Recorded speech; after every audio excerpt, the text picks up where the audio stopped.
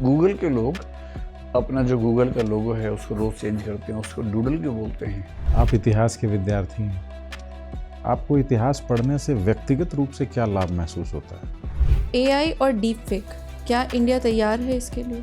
बुद्धिमत्ता और कॉन्शियसनेस में क्या अंतर है? बजट क्या होता है?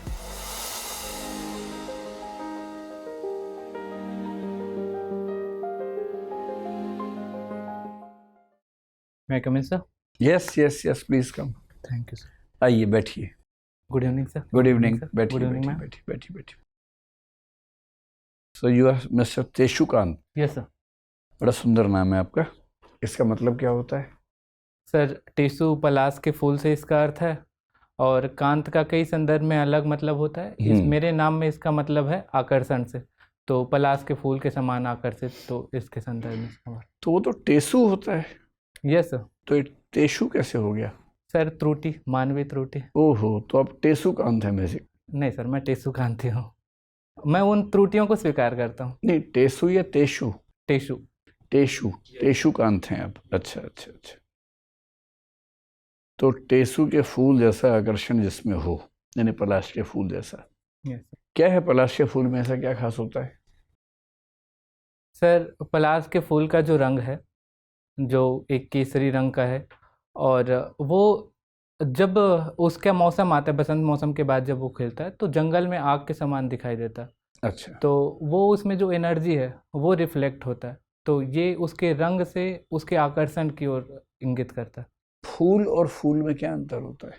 सर, फूल और फूल का अंतर ये है कि जो एक है PHOOL फूल और एक है FOOL फूल। सर, एक मूर्ख है और दूसरा फूल तो जो सौंदर्य से रिलेटेड है, फूल से, पुष्प से रिलेटेड है। तो जो टेसु का संदर्भ में। होता है वो फूल होता है कि फूल होता है? सर, ये फूल है, पुष्प है। अच्छा, ठीक है। तो तेशुकांत जी, इससे पहले कि हम आगे बढ़ें, आप अपना परिचय दीजिए विस्तार में। सर, मेरा नाम टेशुकांत है। मैं छत्तीसगढ़ में रायपुर जिला का निवासी हूँ। मैंने अपनी ग्रेजुएशन की पढ़ाई government Nagarjuna college of science से पूरी की है और ये मेरा 5वां अटेम्प्ट और दूसरा इंटरव्यू है। इसके अलावा मेरी जो रुचि है वो है डूडलिंग करना, पॉडकास्ट सुनना। डूडलिंग क्या होता है? सर, डूडलिंग एक किस्म का एक कला का क्षेत्र है जिसमें जिसमें अमूर्त विषयों को उकेरा जाता है। बिना रचनात्मक सोच के उसे अपने कॉपी में या रफ किस्म से उकेरना ही डूडलिंग है। बिना रचनात्मक सोच के? सर, एंड को ना सोच के, जो एंड है कला का या जो जिसे बनाने की कोशिश की जा रही है उसके एंड है उसका ना सोचे बिना ही उसका स्ट्रक्चर। तो निरुद्देश्य भाव से Yes. कुछ उस पे लिखना। तो गूगल के लोग अपना जो गूगल का लोगो है उसको रोज चेंज करते हैं, उसको डूडल क्यों बोलते हैं? वो थोड़ा सोच समझ के बनाते हैं। ये सर, उसमें कई सारे थीम का प्रयोग किया जाता है। उसमें इसलिए उसका डूडल का शब्द का प्रयोग किया जाता है क्योंकि उसमें जो शैलियाँ हैं वो डूडल से मिलती है। जैसे कि एग्जैगरेट करके बनाना किसी आकृति को, या फिर कई सारे पैटर्न्स उसमें उकेरना या जिंगडिंकल का यूज़ करना। तो इस उन विशेषताओं को जब उसमें प्रयोग किया जाता है लोगों में, तो इसलिए उसका गूगल डूडल, और गूगल के साथ शब्द अच्छा जुड़ता भी है गूगल डूडल, इसलिए। अच्छा, ग्राफिक डिजाइनिंग भी आपने फॉर्म में लिखा हुआ है कि आप करते हैं। तो आजकल कौन से सॉफ्टवेयर्स हैं जिसमें ये बड़ा आसानी से ग्राफिक डिजाइनिंग होनी शुरू हो गई है? सर, इसके मुख्य सॉफ्टवेयर तो हैं एडोबे इलस्ट्रेटर, एडोबे फोटोशॉप या कैनवा। इसी में अब एआई के प्रयोग से ये और ज़्यादा आकर्षित या ज़्यादा बेहतर ढंग से होने लगा है, सरल ढंग से, जैसे कि एडोबे का फ्लाई फायर है। तो इस तरीके से इसका प्रयोग हो रहा है। आपने कभी ChatGPT पे ट्राई किया इसको या किसी और AI पे?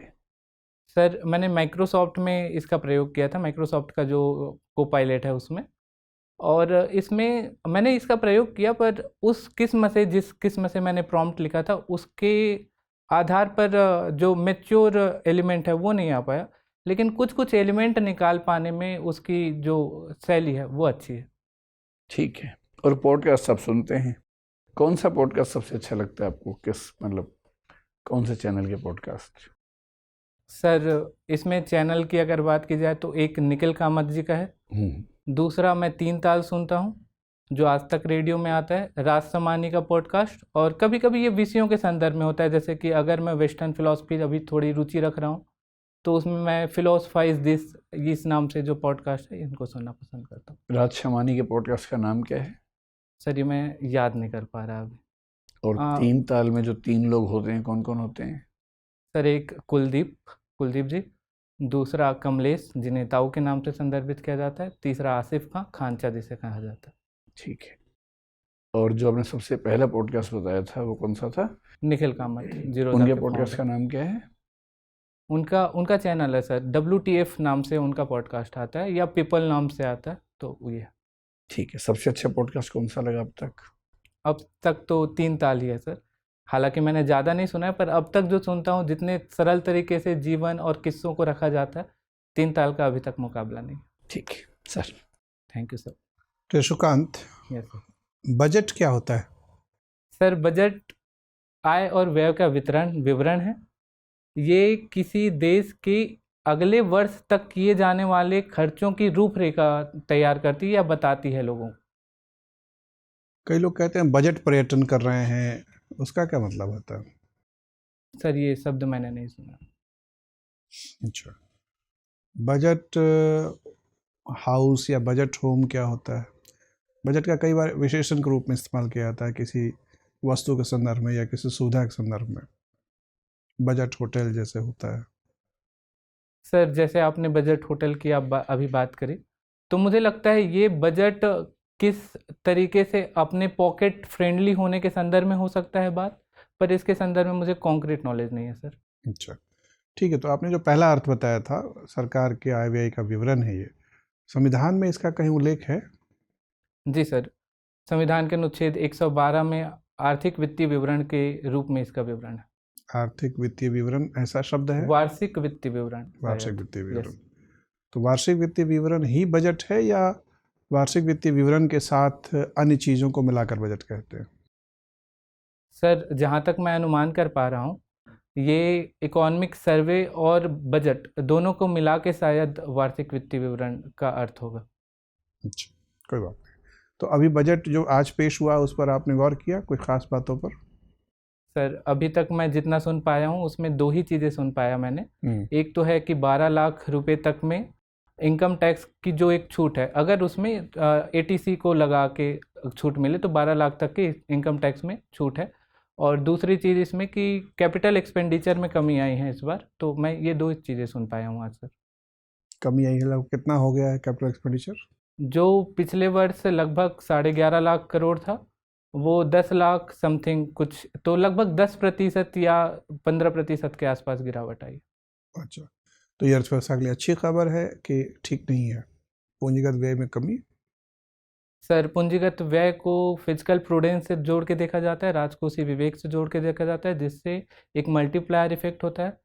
पर कुछ वर्षों से अभी मतलब इसी वर्ष कंज्यूमर डिमांड में कमी आई थी, तो जो बजट बनाने वाले हैं उनका ध्यान शायद तक कंज्यूमर डिमांड को बढ़ाने में ज़्यादा था, तो राजस्व व्यय में बढ़ोतरी की गई है मेरे ख्याल से। अच्छा, राजस्व व्यय इस वजह से बढ़ रहा है कि सरकारें आपस में होड़ कर रही हैं जनता के लिए लोक लुभावने कार्यक्रमों की घोषणा करने के लिए, जिसे मीडिया में कई बार लोग फ्रीबी कहते हैं। आपको क्या लगता है कि इस तरह का जो फ्रीबी कल्चर शासन व्यवस्था में बढ़ता जा रहा है, ये देश की अर्थव्यवस्था के लिए शुभ है या शुभ नहीं है? सर कई बार मीडिया इसे फ्रीबी कहती है और कई सारे समाजवादी दार्शनिक इसे वेलफेयर के नाम से बताते हैं, कल्याणकारी जो इस योजनाएं इनके नाम से बताया जाता है। इसके दोनों पक्ष हैं सर, कि इससे नुकसान भी हो सकता है अर्थव्यवस्था को, क्योंकि इससे राजकोषीय विवेक बिगड़ेगा, इससे क्राउडिंग आउट जैसे इफेक्ट होगा, तो ये एक किस्म से नुकसान करेगा और राज्य पर अतिरिक्त भार लाएगा। पर इसे निश्चित सब्सिडी और टारगेटेड तरीके से अगर किया जाए तो ये डिमांड को बढ़ाने में और GDP की वृद्धि में भी सहायक हो सकता है, खासकर अगर निम्न आय वर्ग के तबके को इस पर तक इसे उचित तरीके से पहुंचाया जा सके, तो ये एम्पावरमेंट का भी काम करेगा सर। बजट के इस संदर्भ में ऋण दलदल या डेट ट्रैप की बात की जाती है, क्या होता है वो? सर डेट ट्रैप की जो बात है वो मैं कंक्रीट तरीके से अभी याद नहीं कर पा रहा, पर अनुमान से बताने की कोशिश करूंगा सर। हिंदी में ऋण दलदल कहते हैं, दलदल का मतलब तो आप समझते ही होंगे।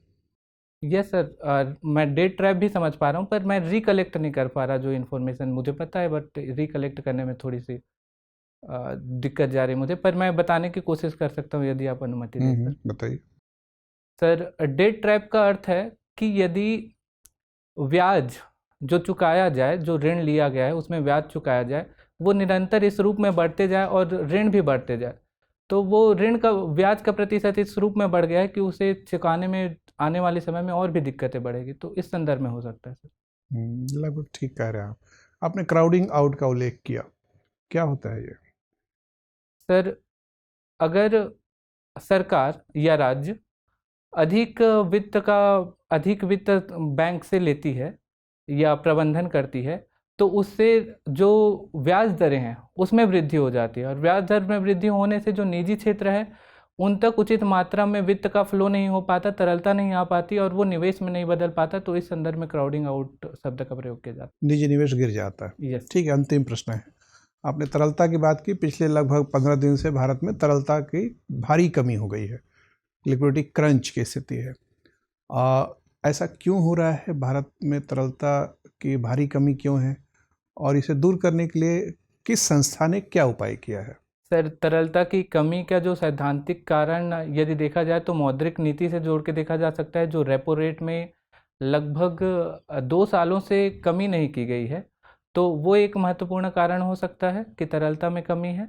अगर इसे बढ़ाना है तो उसी रूट से ही इसको जाने की आवश्यकता है कि मौद्रिक नीति में रेपो रेट कम करने की ओर अभी बढ़ना चाहिए। ठीक है, धन्यवाद। Thank you sir.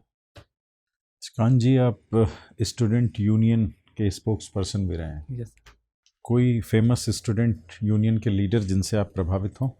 सर, मैं जहाँ तक अभी राजनीति में जो हैं उनसे अगर मैं प्रभावित हो तो उसमें नितिन गडकरी जी का नाम आता है।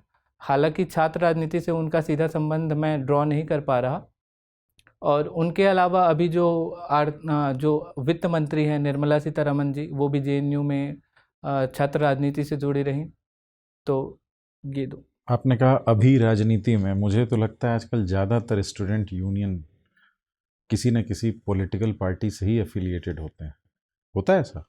सैद्धांतिक तौर पर सीधा संबंध नहीं बनाया गया, लेकिन एक विंग है, तो वो विचारधाराएं जो पार्टी में हैं वो दोनों इस प्रकार से समायोजित हो जाती है कि लगता है कि दोनों ही पार्टी के ही, एक ही पार्टी के हैं। लेकिन ऐसा है नहीं सैद्धांतिक तौर पर नहीं। अच्छा। यस। आप इतिहास के विद्यार्थी हैं। यस। आपको इतिहास पढ़ने से व्यक्तिगत रूप से क्या लाभ महसूस होता है? सर, इतिहास पढ़ने से कारण कार्य सिद्धांतों का पता चलता है कि कोई घटना किन कारणों से प्रभावित हो सकती है, तो मैं भी उस क्रिटिकल एनालिसिस को समझ पाता हूँ कि कैसे आप इतिहास पढ़ के उन घटनाओं का क्रिटिकल एनालिसिस कर सकते हैं।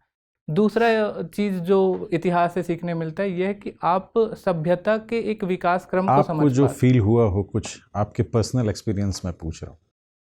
सर, इसमें इतिहास पढ़ने से क्या लाभ होता है मैं नहीं पूछ रहा हूँ, आपको जो अपने व्यक्तित्व में अंतर महसूस होता है, या आपको लगता है कि कुछ क्वालिटेटिव चेंजेस आए इतिहास का विद्यार्थी होने के नाते, मैं उसकी बात कर रहा हूँ।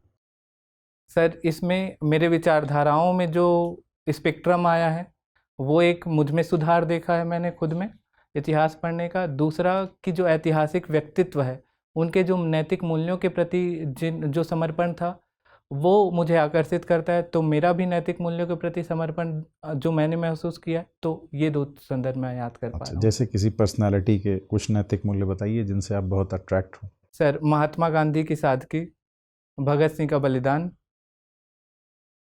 और सुभाष चंद्र बोस की जो प्रैग्मेटिक नीति है, और अंबेडकर जी का पिछड़े जातियों के संदर्भ में जो एम्पैथिक रिलेशन रहा, और न केवल अंबेडकर जी का, जो सीताराम राजू थे जनजाति आंदोलन से जुड़े थे, वे खुद भी जनजाति ना होके भी जनजाति आंदोलन से जुड़ना एक जो समानुभूति है उसके उच्चतम स्तर को दर्शाता है, तो इससे काफ़ी कुछ सीखने को मिलता है। कुछ फीमेल आइकॉन्स के बारे में बताइए।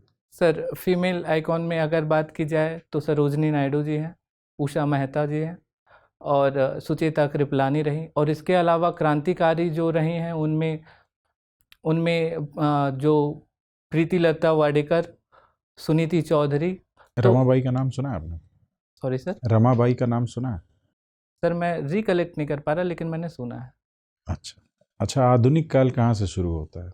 सर आधुनिक काल औद्योगिक क्रांति और कस्तुनतुनिया के पतन के बाद जो यूरोप का प्रवेश था, तो उस संदर्भ में देखा जाता है। भारत में? सर भारत में यूरोपियों के आगमन के संदर्भ में, यदि मैं सही ड्रॉ कर पा रहा हूँ, मैं अनुमान कर रहा यूरोपियों हूँ। के आगमन के संदर्भ में यूरोपी Yes, कब sir. आए भारत में? सर पहला यूरोपी जो पुर्तगाली थे वो 1598 में, मतलब कि 15वीं सदी में प्रारंभ हुआ। 1498। Sir 1498 sir, sorry. तभी से आधुनिक काल भारत में शुरू हो गया? वो सर एक कॉन्टिनम है कि आप विशेषताएं पूरी तरीके से समाप्त नहीं हो गई, कुछ विशेषताएं जो समय समय पे वो दिखती रही और वो समाप्त होने की ओर आगे तो बढ़ती रही। 1498 में कौन सी विशेषताएं आप दिख रही थी जिसको आप आधुनिक काल की विशेषता कह रहे हैं आप इंडिया में? सर उस समय एक विशेषता यदि मैं ड्रॉ कर पाऊँ तो वो होगा कि व्यापार के प्रति जो दृष्टिकोण है वो बदला। दूसरी विशेषता कि बाह्य आक्रमण, और बाह्य आक्रमण से धीरे धीरे, अभी उस समय तो नहीं, पर राष्ट्रवाद की ओर आगे बढ़ना। 1498 में राष्ट्रवाद? सर 1498 में नहीं, उसके कुछ वर्षों बाद। ठीक है, thank you thank you. Thank you sir. आपने अपने एक आंसर में एआई का मेंशन किया था। एआई और डीप फेक, क्या इंडिया तैयार है इसके लिए, एआई को अडॉप्ट करने के लिए, क्योंकि उससे डीप फेक का खतरा है?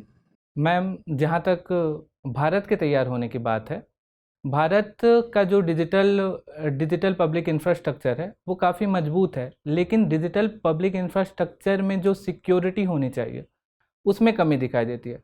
जहाँ तक डीप फेक की बात है और भारत के संदर्भ में बात है, तो हमारा रेगुलेशन अभी सही तरीके से सोशल मीडिया पर नहीं हो पाया, जिससे डीप फेक की जो कंटेंट है यदि सोशल मीडिया पे प्रयोग की जाए तो हमारा नियमन उस तरीके से नहीं हो पा रहा है। जहाँ तक सोशल मीडिया को सेफ हार्बर प्रदान करने की बात है, तो इसके संदर्भ में अभी जो हाई कोर्ट है, दिल्ली हाई कोर्ट, उसमें एक केस भी है जो व्हाट्सएप ने किया है। इस केस के परिणाम के बाद ये स्पष्ट हो पाएगा कि सोशल मीडिया पे कैसे आईटी रूल्स को नियमित किया जा सके, तो वो दिशा निर्धारक होगी। मैम तो क्या हम ये समझ सकते हैं कि अभी इंडिया तैयार नहीं है? मैम इस संदर्भ में मेरा विचार है कि अभी पूरी दुनिया पूरी तरीके से तैयार नहीं है, इसमें भारत कोई अपवाद नहीं, मेरे जो विचार है उसमें। आप ऐसे कौन से चैलेंजेस अभी सोच पा रहे हैं जो अडॉप्शन एआई को अडॉप्ट करने के लिए या उसको इंडिया में इम्प्लीमेंट करने के लिए बहुत प्रेवलेंटली देखे जा रहे हैं? मैम एक मुद्दा है रोजगार से जुड़ा हुआ कि ये रोजगार को प्रभावित करेगा, इसलिए एक चुनौती है एआई से जुड़ा हुआ। दूसरा, हमारे यहाँ जो डेटा लोकलाइजेशन का जो अभी आया है रूल, वो एक मुद्दा है कि अगर डेटा लोकलाइज होता है या नहीं होता तो उससे एआई के डेटा जो विश्लेषण होगा या जो लर्निंग होगी उसकी, वो कैसे निर्धारित हो पाएगी। तीसरा, इस संदर्भ में हमारा इकोनॉमी अभी एडॉप्टिव स्टेज में ही है, तो मैं यहीं तक ड्रॉ कर पा रहा हूँ। ठीक है, आप छत्तीसगढ़ से हैं। Yes ma'am. छत्तीसगढ़ की हिस्ट्री किस तरह से उसकी आज की गवर्नेंस को शेप करती है? मैम छत्तीसगढ़ के इतिहास के संदर्भ में यदि बात की जाए तो छत्तीसगढ़ का इतिहास काफ़ी सौहार्द रहा है धार्मिक रूप से। जैसे मैं उदाहरण दे के बात बताऊँ कि सिरपुर का इतिहास, सिरपुर जो क्षेत्र है वहाँ पर बौद्ध, जैन और वैष्णव शैव धर्मों का एक साथ एक ही समय में पाया गया। तो वो जो विचार थे वो आज के गवर्नेंस में भी दिखाई देता है कि हम किस प्रकार सभी कम्युनिटी को एक साथ लेकर चलते हैं। दूसरा, जो जनजातियों का इतिहास रहा है, तो हमारे आज के गवर्नेंस में जनजातियों का उचित स्थान है और उनको एक समन्वित धारा बनाने का प्रयास किया जा रहा है, ना केवल मुख्य धारा और ना केवल जो जनजातियों की धारा है, बल्कि दोनों की एक संयुक्त धारा बनाने का प्रयास किया जा रहा है। हमारा जो आर्ट कल्चर का इतिहास रहा है उसको प्रयोग करके अभी उसको मार्केट और कमर्शियलाइज करने का प्रयास किया जा रहा है छत्तीसगढ़ गवर्नमेंट द्वारा। तो इस संदर्भ में मैं ड्रॉ कर पा रहा हूँ। ठीक है, मेरा नेक्स्ट क्वेश्चन है, बायोडाइवर्सिटी जो छत्तीसगढ़ में पाई जाती है, फॉरेस्ट्स में जो पाई जाती है, वो ट्राइबल पीपल का कितना कंट्रीब्यूशन है उसको प्रिजर्व करने में? मैम, मैं इसमें एक उदाहरण देके यदि बताऊं तो जनजातीय एक विद्रोह हुआ था, कोई विद्रोह, वो उसी प्रकार था जैसे जो अन्य क्षेत्रों में विद्रोह हुआ जिसमें पेड़ को बचाने के लिए हुआ था। तो एक पेड़ का नारा दिया गया और ये औपनिवेशिक काल में कोई विद्रोह हुआ था। तो उस संदर्भ में पर्यावरण और जैव विविधता को बचाने में जनजातियों का योगदान देखा जा सकता है। दूसरा कि जो पर्यावरण से मिलने वाली वस्तुएं हैं, लघु अनुपज है, उनसे उनकी आजीविका निर्भर है, तो वो पर्यावरण के साथ एक तालमेल से रहने का प्रयास करते हैं। तीसरा कि जो अभी प्रधानमंत्री का लाइफ कैंपेन है वो भी पर्यावरण आधारित जीवन शैली को प्रमोट करता है और जनजातियों की शैली यही रही है। चौथा, इसमें नेचुरल बेस्ड सॉल्यूशन की जो बात करते हैं, वो नेचुरल बेस्ड सॉल्यूशन भी हम जनजातियों से सीख सकते हैं और जनजाति जैव विविधता को बचाने में इनका प्रयोग करते हैं। जब इतनी सारी ट्राइबल के बेनिफिट्स हैं या जनजातियों के इतने बेनिफिट्स हैं, तो हम उन जनजातियों के लिए या उनको मेन स्ट्रीम में लाने के लिए क्यों सक्षम नहीं है? मैम, इसके पीछे जो मैं कारण समझ पा रहा हूँ, उनका जो विचार है, जो जनजातियों का विचार है, वो मुख्य धारा की ओर नहीं हो करके, जो मुख्य धारा जो पूंजीवादी हो चुकी है उस ओर ना हो करके एक समाजवादी दृष्टिकोण कह सकते हैं, जहाँ पे सबको बराबर की दृष्टि से देखा जाता है। दूसरा, उनके आजीविका का स्रोत अभी भी वनों पर निर्भर है, तो मुख्य धारा की जो वस्तुएं हैं उन पर उनका आकर्षण नहीं है।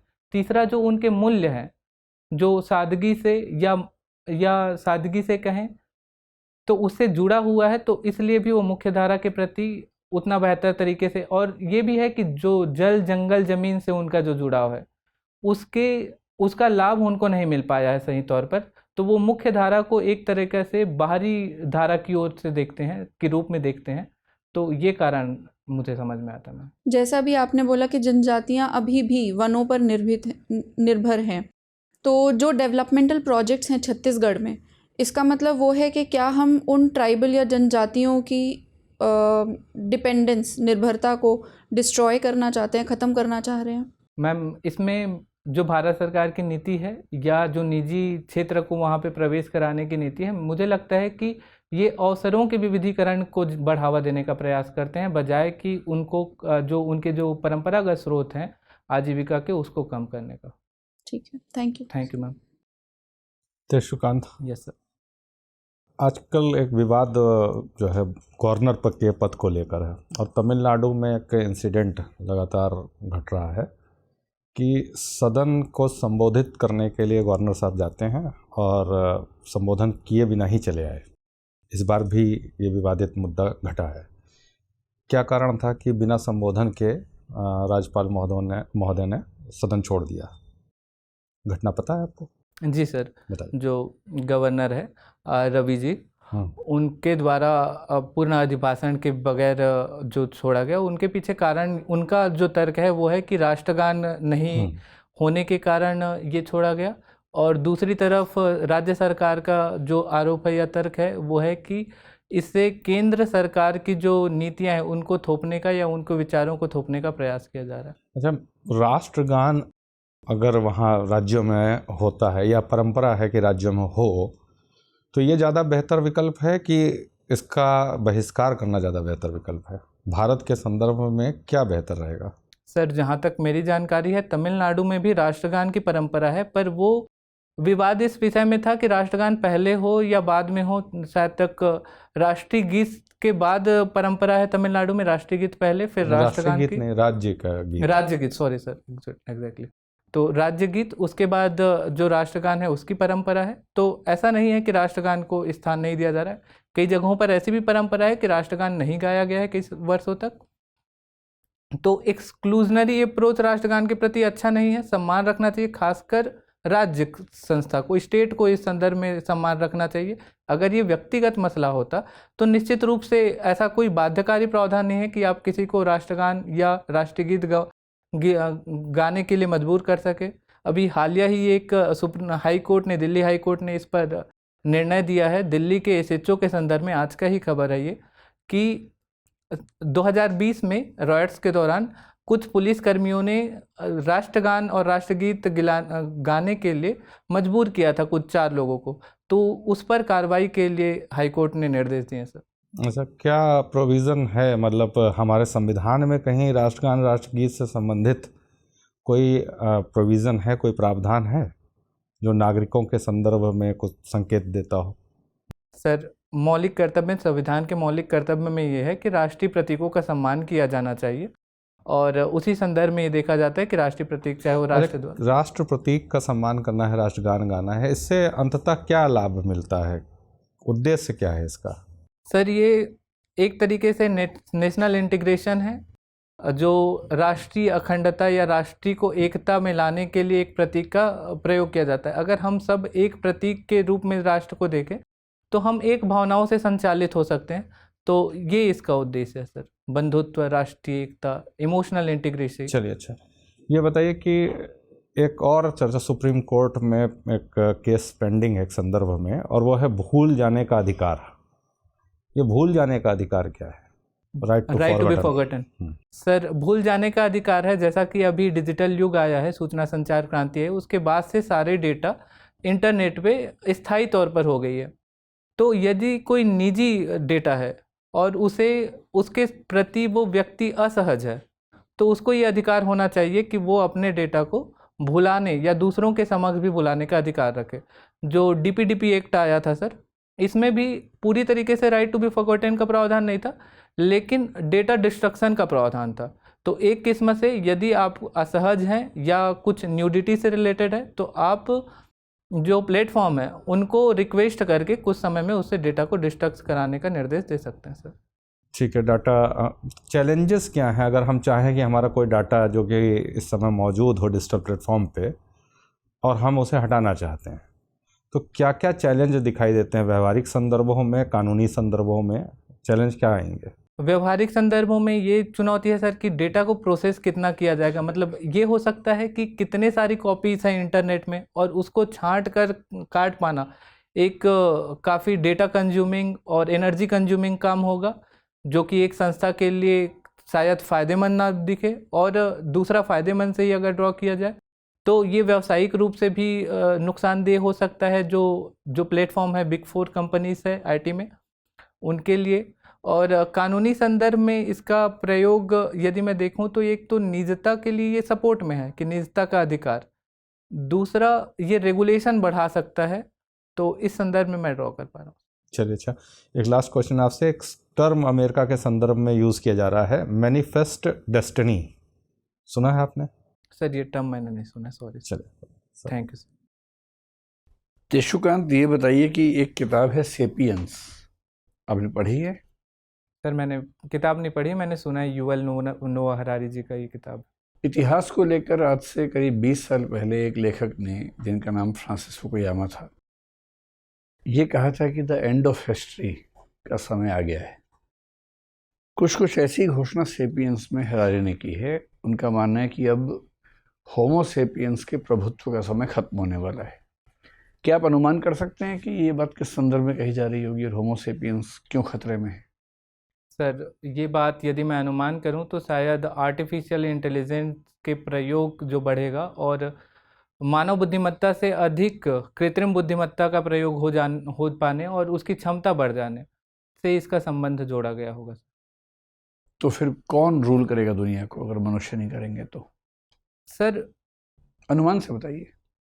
सर अगर यूटोपियन वर्ल्ड में देखा जाए, अगर सदियों की बात किया जाए, सदियों की बात की जो आर्टिफिशियल इंटेलिजेंस इतना बुद्धिमान हो सकता है, पर इस संदर्भ में अगर मैं सोचता हूँ तो मुझे लगता है कि हम जो मानव हैं वो सोचते हैं कि हमारी बुद्धिमत्ता का अंतिम परिणाम रूल करना होगा। क्या यही परिणाम आर्टिफिशियल इंटेलिजेंस के अंतिम लक्ष्य होगा? तो इस संदर्भ में मैं ड्रॉ नहीं कर पाता कि वाकई में क्या अगर बुद्धिमत्ता और कॉन्शियसनेस आ जाए आर्टिफिशियल इंटेलिजेंस में तो वो क्या रूल करना ही चाहेगा। बुद्धिमत्ता और कॉन्शियसनेस में क्या अंतर है? सर बुद्धिमत्ता विश्लेषण से संदर्भित है और अंतरात्मा जो कॉन्शियसनेस है, सही ड्रॉ कर पा रहा हूँ अगर मैं अर्थ को, तो अंतरात्मा का संबंध नैतिकता से और मूल्यों से भी है। जो हमारे जो कॉन्शियसनेस और कॉन्शाइंस को एक ही मानते हैं आप? सर मैं अभी रिकॉल नहीं कर पा रहा अंतर को दो। कोई बात नहीं, आखिरी सवाल ये कि नागार्जुन कौन थे और उनका क्या योगदान है हमारे इतिहास में? सर नागार्जुन बौद्ध दार्शनिक थे और उनका योगदान शून्यवाद में रहा, बुद्ध दर्शन में, और माध्यमिक दर्शन जो था उनमें उनका योगदान। अगर शून्यवाद को 2 लाइन में समझाना हो तो क्या कहेंगे? सर शून्यवाद का अर्थ है कि पूरा विश्व निराकार है, या पूरे विश्व का कोई एक स्वामित्व या कोई एक तत्व नहीं है। ठीक है तेशुकांत जी, अच्छा लगा आपसे बात करके, आप जा सकते हैं। Thank you thank you thank मैं come in sir? Yes please कम। बैठिए तेशुकांत जी, बैठिए। Thank you sir. कैसा लगा आपको इंटरव्यू देके? अच्छा लगा सर।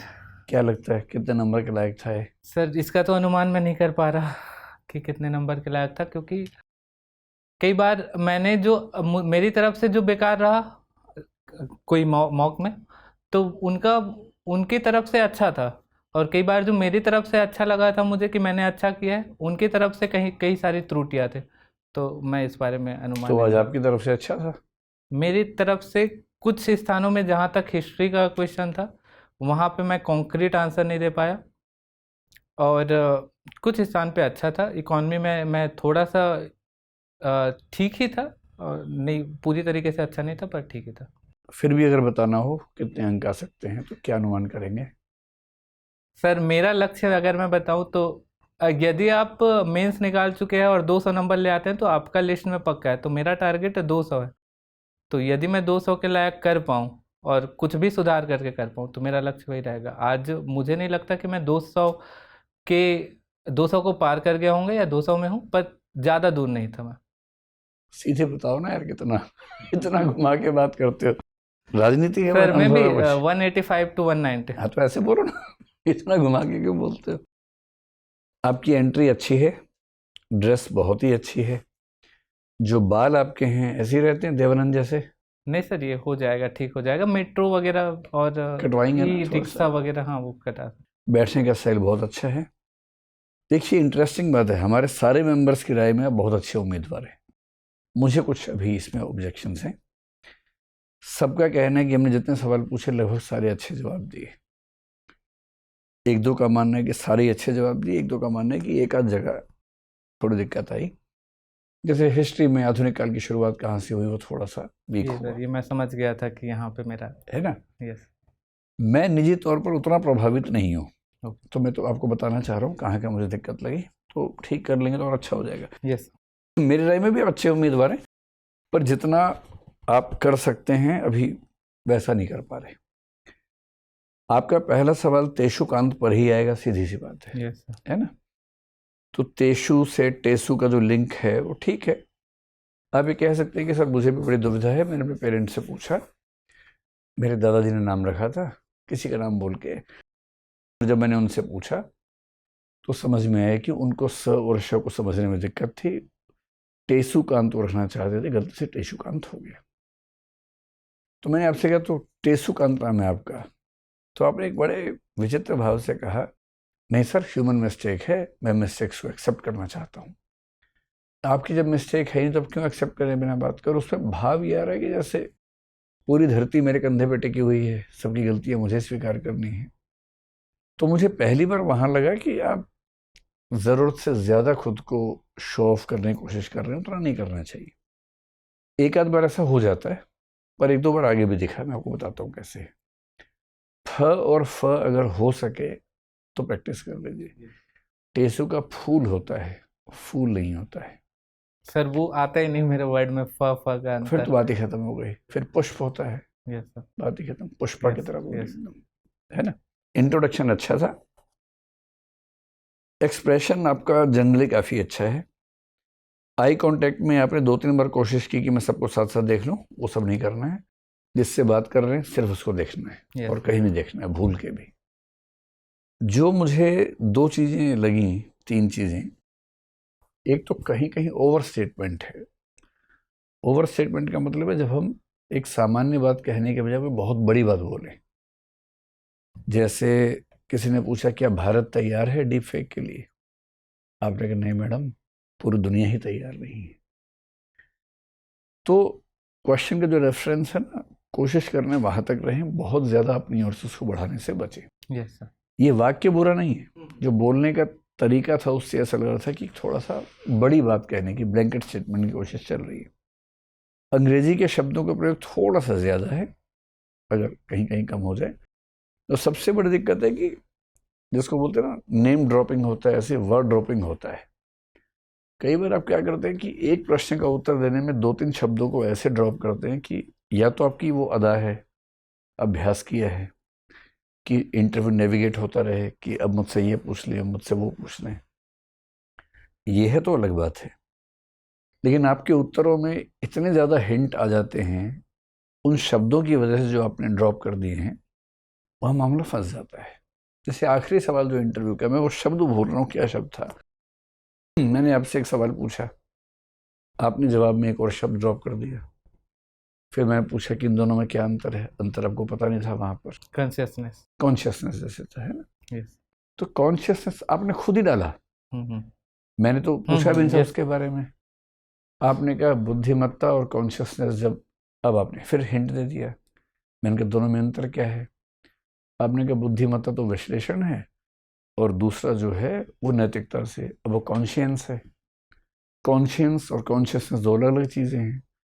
अब मुझे नहीं पता था कि आपको नहीं पता, पर आपने उछल उछल के बताया कि देखो मुझे ये भी नहीं पता है। तो अपनी ओर से ऐसे शब्द ड्रॉप मत कीजिए जिनमें आपको बहुत क्लैरिटी ना हो। Yes sir, yes. करना भी तो वो करो जो बहुत कॉन्फिडेंट हो जिसमें। नागार्जुन, क्योंकि आपने खुद ही उनका जिक्र किया परिचय में, तो उनके बारे में पढ़ लीजिए। शून्यवाद का मतलब दरअसल ये होता है कि वहाँ शून्यता का मतलब है अवर्णनीयता, इनडिस्क्राइबेबिलिटी। इस जगत को और परम तत्व को भाषा के माध्यम से किसी भी रूप में वर्णित नहीं किया जा सकता, इसका नाम है शून्यता। ठीक है, एक दो वाक्य उस पर नोट कर लीजिएगा। सेपियंस जैसी किताबें कम से कम रेफरेंस देख लीजिए क्या है और उसमें क्या निष्कर्ष निकाला गया है। बाकी जैसा कि हमारे सारे मेंबर्स की राय है, मेरी भी राय है कि आप एक शानदार उम्मीदवार हैं। आज 200 का लेवल नहीं है, लेकिन आपकी रेंज 200 वाली हो सकती है। बस ओवर स्टेटमेंट मत करना, शब्द अपनी ओर से ड्रॉप मत करना और थोड़ा सा और पढ़ के जाना। Yes sir. ठीक है, all the best. Thank you sir. कोई सवाल तो नहीं आपका? हाँ। यस सर, मेरा सवाल ये था कि पहला ये कि जैसा मैंने बताया था पॉडकास्ट में कि वेस्टर्न फिलॉसफी को अभी सुनने का रुचि बढ़ी है, तो उसमें कौन कौन से हैं जिनको मुझे पूरी तरीके से तैयार कर लेना चाहिए? मैं कई सारे जानता हूँ, पर वो जो रैंडम तरीके से आ ही सकते हैं क्वेश्चन। आपने वेस्टर्न फिलॉसफी जानबूझ के बोला था? हाँ, जानबूझ के सर, क्योंकि इसी बार बोला और आपके सामने बोला ताकि उससे क्वेश्चन हो तो मैं देख पाऊँ कि वहाँ क्वेश्चन मैं अटेंड कर सकता हूँ कि नहीं। पॉडकास्ट सच में? यस सर, पॉडकास्ट सुनता हूँ, फिलॉसफी वाले भी सुनता हूँ, पर ज़्यादातर मैंने वेस्टर्न फिलॉसफी वहाँ से सीखा है जो AI वगैरह के थ्रू या उनसे पढ़ के। पर मैं सुनना पसंद करता हूँ, उसको को भी सुनना पसंद करता हूँ। वेस्टर्न फिलॉसफी में फिर ये है कि थोड़ा प्लेटो और अरस्तु, सुकरात, आगे चल के शायद कांट पे कुछ सवाल आ जाए, थोड़ा डेकार्ट पे आ सकता है, और बहुत आगे जाएंगे तो शायद थोड़ा सा कंटेम्प्रेरी पे तो नहीं पूछेंगे मेरे ख्याल, लेकिन अस्तित्ववाद जैसे है ये सब पूछ सकते हैं। इन सब पर आप बात कर सकते हैं? Yes sir. अच्छी बात है, अगर कॉन्फिडेंस है तो ठीक है। यस। मुझे लेकिन चिंता पता है क्या हो रही है? जैसे आपने बहुत सारे शब्द ड्रॉप किए हैं, फिलोसफी ड्रॉप कर देंगे और कोई फिलोसफी वाला मिल गया, जैसे शून्यवाद आपने जो व्याख्या की लेमैन पे चल जाएगी, पर कोई फिलोसफी जानता हो तो नहीं चलेगी। यस। ऐसा ना हो कि वेस्टर्न फिलोसफी में भी कुछ ऐसा बोल दें कि अच्छा खासा इम्पैक्ट कम हो जाए उससे, वो देखना पड़ेगा, मैं कह नहीं सकता उस पर, है ना। थोड़ा केयरफुल रहिए, और मेरी व्यक्तिगत सलाह ये है कि फिलोसफी बोलने से बचिए। जो आपका विषय है या जुड़े हुए विषय हैं उन्हीं पे बात कीजिए, ज़्यादा अच्छा रहेगा। ठीक है, all the best. Thank you sir. Thank you ma'am. Thanks.